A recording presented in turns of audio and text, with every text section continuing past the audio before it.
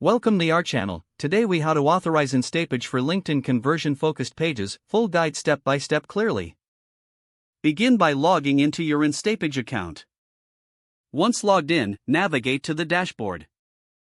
Click on the Publishing tab within the top menu. Select LinkedIn from the list of integration options. If prompted, click on Connect with LinkedIn. You will be redirected to LinkedIn's authorization page. Log into your LinkedIn account if you are not already logged in. Review the permissions requested by Instapage. Click the Allow button to authorize Instapage. Return to your Instapage dashboard once the connection is established. Look for the Pages section within the dashboard. Select the conversion-focused page you wish to publish on LinkedIn. Click the Publish button located at the top right corner. In the publishing options, choose the LinkedIn channel.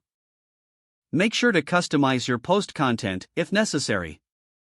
Review all settings and ensure they align with your goals. Click Publish to share the page on LinkedIn. Monitor the performance of your LinkedIn post via the Instapage dashboard. You have successfully authorized Instapage for LinkedIn conversion-focused pages. If the page does not load, refresh the browser or try again in a private or incognito window. Make sure you are using the correct email address, then retype it carefully to avoid small typos. If your password is not accepted, use the reset option and create a new strong password you can remember. Check your spam folder for verification or security emails, then complete any requested confirmation steps. Enable two-factor authentication if available to improve account security and reduce unauthorized access risk. After signing in, review your profile details so your contact information and settings are accurate and current. If you see an error message, note it down and try again after restarting your device and internet connection.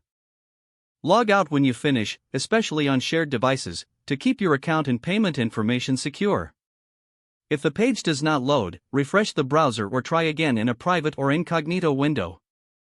Make sure you are using the correct email address, then retype it carefully to avoid small typos.